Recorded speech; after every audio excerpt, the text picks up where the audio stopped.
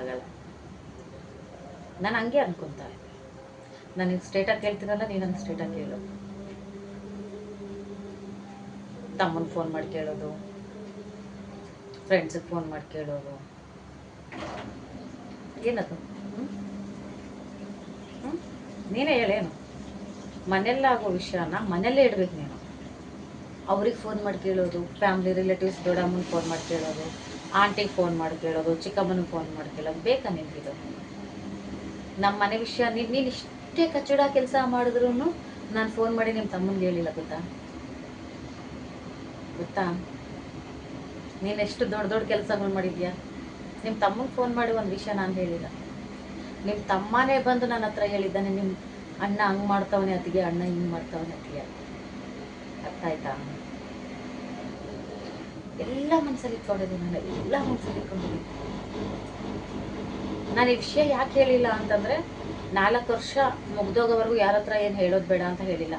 ನನ್ನ ಫ್ರೆಂಡ್ಸು ನನ್ನ ಲೈಫ್ ಬಗ್ಗೆ ಇಷ್ಟು ಜನ ಕೇಳಿದ್ದಾರೆ ಅಂತಂದರೆ, ನಾನಿನ್ನ ಬಿಟ್ಟಿರೋ 3 ತಿಂಗಳಲ್ಲಿ ಮಿನಿಮಮ್ 1000 ಫೋನ್ ಬಂದಿರ್ಬೋದು. ಒಬ್ಬೊಬ್ಬರು ಒಂದಿನಕ್ಕೆ 10 ಸತಿ 15 ಸತಿ ಫೋನ್ ಮಾಡ್ತಾಯಿದ್ರು. ಏನಾಗಿದೆ ಕಣೆ, ಹೇಗಿದೆ ಕಣೆ. ನಿನಗೊಂದು ವಿಷಯ ಗೊತ್ತಾ?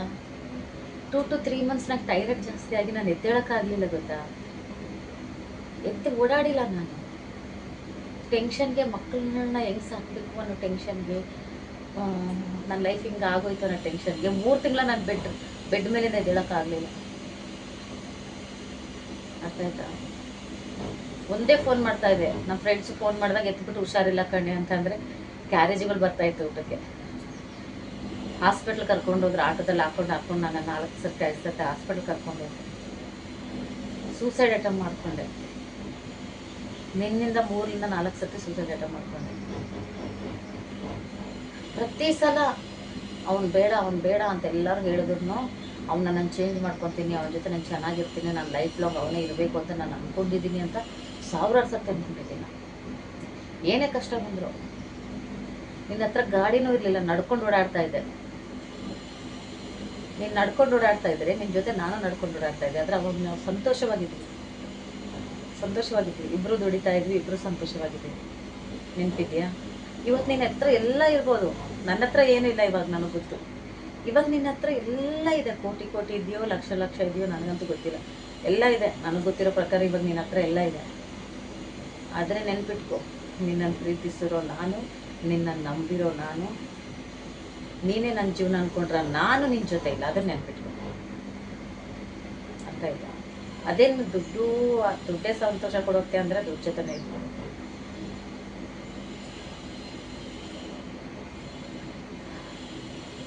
ಇವಾಗ ನನ್ನ ಫ್ರೆಂಡ್ಸಿಗೆ ಅರ್ಥ ಆಗಿದೆ ಅಂತ ಅನ್ಕೋತೀನಿ.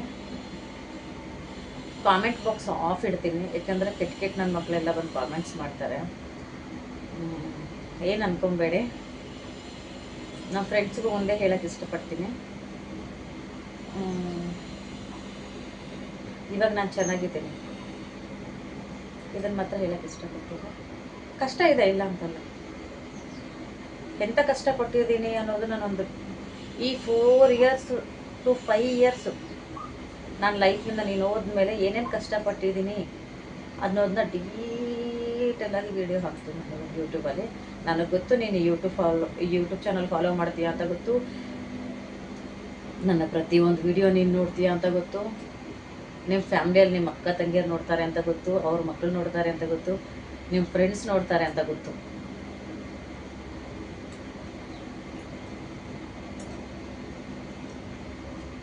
ನಾನು ಏನು ತಪ್ಪು ಮಾಡಿದೆ ಅಂತ ನೀನು ಮೋಸ ಮಾಡಿದೆ? ಹಾಂ, ನಾನೇನು ತಪ್ಪು ಮಾಡಿದೆ?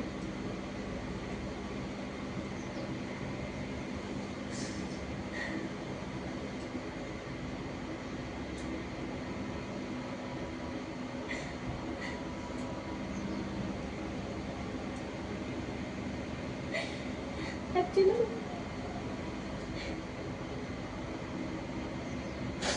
ಹೇಳ್ಬೇಕು, ಯಾರು ಇಲ್ದಿರೋ ನನ್ನನ್ನು ರೋಡಲ್ಲಿ ಬಿಟ್ಬಿಟ್ಟು ಹೋಗೋದು.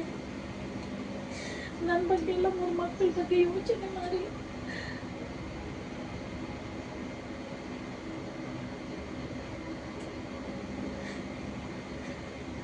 ಇವತ್ತು ಪ್ರತಿಯೊಬ್ಬರು ನನ್ನ ಬೈತಾರೆ ಅಂತಂದ್ರೆ ಅದಕ್ಕೆ ಕಾರಣ ನೀನು. ಯಾರ ಕೈಲಿ ಒಂದು ಮಾತು ಅನ್ನಿಸ್ಕೊಳ್ಳೋದಿರೋ ನಾನು ಎಂತೆಂಥ ಮಾತುಗಳನ್ನ ಅನ್ನಿಸ್ಕೊತಾ ಇದ್ದೀನಿ ಅಂತ ನನಗೆ ಗೊತ್ತು.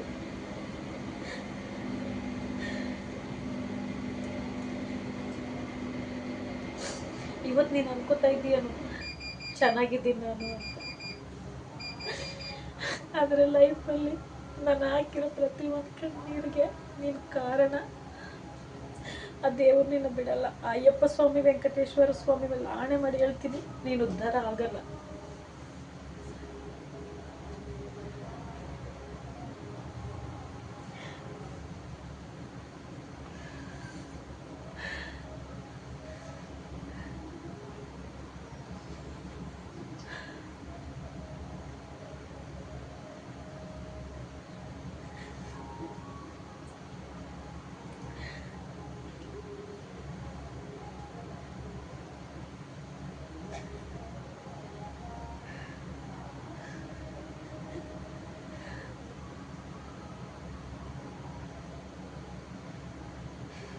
ನೀನು ನನ್ನ ಲೈಫಲ್ಲಿ ಬರ್ತಿರೋ ನಾನು ಸೆಮ್ಸಲ್ಲ,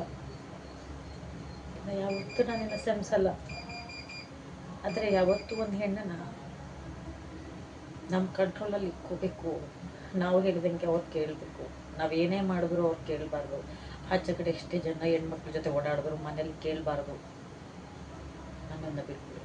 ಇನ್ನೊಂದು, ಬೇರೆಯವ್ರ ಜೀವನದಲ್ಲಿ ಆಟವಾಡೋದನ್ನ ಬಿಟ್ಬಿಡು. ಆ ಹೆಣ್ಣು ಈ ಹೆಣ್ಣು, ಅವಳ ಜೀವನದಲ್ಲಿ ಒಂದು ತಿಂಗಳ, ಇವಳ ಜೀವನದಲ್ಲಿ ಒಂದು ತಿಂಗಳ, ಆ ಥರ ಆಟ ಆಡೋಕ್ಕೆ ಹೋಗ್ಬೇಡ. ಅರ್ಥ ಆಯ್ತಾ?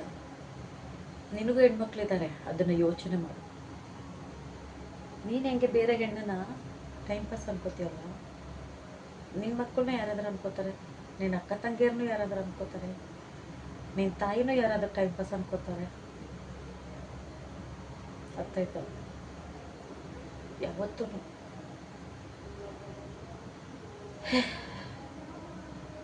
ಒಂದು ಮಾತು ಹೇಳ್ತೀನಿ ಕೇಳು.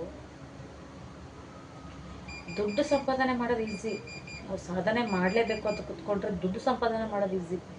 ಒಂದು ಹೆಣ್ಣು ನಂಬಿಕೆನ ಸಂಪಾದನೆ ಮಾಡೋದು ತುಂಬ ಕಷ್ಟ, ತುಂಬ ತುಂಬ ಕಷ್ಟ. ಒಂದು ಸಲ ನಂಬಿಕೆ ಕಳ್ಕೊಂಡ್ಬಿಟ್ರೆ ನಿನ್ನ ಜೀವನದಲ್ಲಿ ಮತ್ತೆ ನಂಬಿಕೆ ಪಡ್ಕೊಳಕ್ಕಾಗಲ್ಲ. ಒಂದು ಸರ್ತಿ ಸೆಮ್ಸಿದಾಳ, ಅವಾಗಾದ್ರೂ ಚೇಂಜ್ ಆಗು. 2ನೇ ಸರ್ತಿ ಸುಳ್ಳು ಹೇಳಿದ್ಯಾ, ಅವಾಗಲೂ ಸೆಮ್ಸಿದಾಳ, ಅವಾಗಾದ್ರೂ ಚೇಂಜ್ ಆಗು.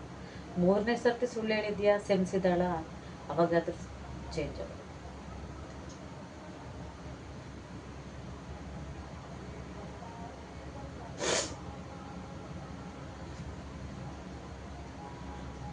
ಇನ್ನೊಂದು, ಒಬ್ಬರು ನಮಗೆ ಲೈಫಲ್ಲಿ ಇಂಪಾರ್ಟೆಂಟ್ ಅಂದ್ಕೊಂಡ್ರೆ ಮಾತ್ರ ಅವ್ರ ಲೈಫಲ್ಲಿ ನಾವು ಇರಬೇಕೇ ಹೊತ್ತು ಅವ್ರು ನಮಗೆ ಇಂಪಾರ್ಟೆಂಟ್ ಅಲ್ಲ ಅಂತ ಅಂದಮೇಲೆ ಅವ್ರ ಲೈಫಲ್ಲಿ ಇರಬಾರ್ದು.